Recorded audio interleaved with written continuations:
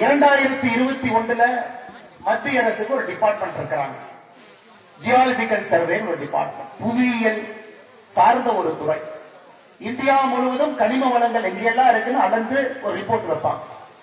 அதன்படி அந்த துறை மேலூர் பகுதியில, குறிப்பாக நாம் இருக்கக்கூடிய இந்த பகுதியில டங்ஸ்டன் மாலிப்டினம் அப்படிங்கிற ஒரு கனிமம் இருக்கு அப்படியே மாநில அரசுக்கு 2021 அறிக்கையை கொடுக்கிறான்.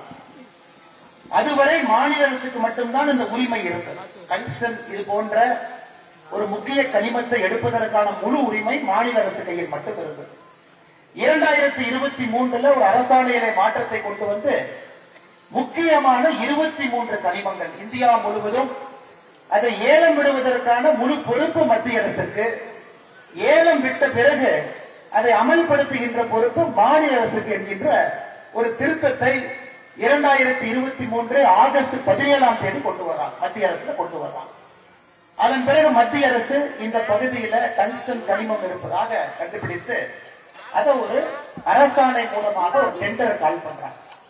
அந்த டெண்டர் வருவதற்கு முன்பாக மத்திய அரசு மாநில அரசு கடிதம் எழுதுறாங்க, இந்த மாதிரி இங்க டங்ஸ்டன் இருக்குது, உங்களுக்கு தெரியுமில்ல, நாங்க எடுக்க போறோம். மத்திய அரசு இங்க இருக்கக்கூடிய அமைச்சர் அவர்கள் பதில் எழுதுறாங்க, இல்ல இதை ஏலம் விடுகின்ற பொறுப்பு எங்களுக்கு, உங்களுக்கு இல்லை என்று.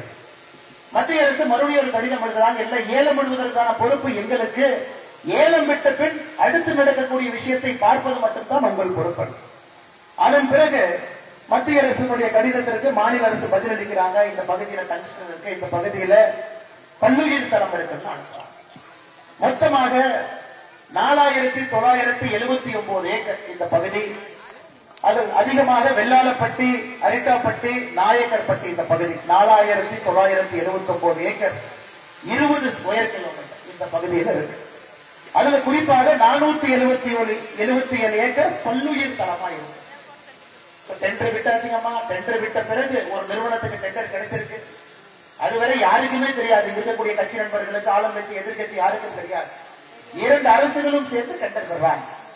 அதன் பிறகு நவம்பர் மாசத்துல 2024 டெண்டர் வந்த பிறகு ஊர்காரங்களுக்கு தெரியுது, நீங்க எல்லாம் அதை எதிர்க்க வேண்டும். அதன் பிறகு நாங்கள் மாநில அரசு எல்லோருமே அதை எதிர்த்தோம். எல்லா கட்சி நண்பர்களும் எதிர்த்தாங்க, எல்லா தலைவர்களையும் வந்து பேசியிருக்கிறாங்க. ஆனால் இங்க நான் அதிகமா உங்களுக்கு அதை பற்றி பேசுவதை விட சுருக்கமாக சொல்ல வேண்டும். வேணா நீங்களும் பொறுமையா இருக்கிறீங்க, பொறுமையா கேட்டுட்டு இருக்கிறீங்க. எந்த காரணத்திற்கும் இந்த பகுதியில மத்திய அரசினுடைய டங்ஸ்டன் இந்த கனிமத்தை எடுப்பதற்கான டெண்டர் எந்த காரணத்திற்கும் இங்க வராது.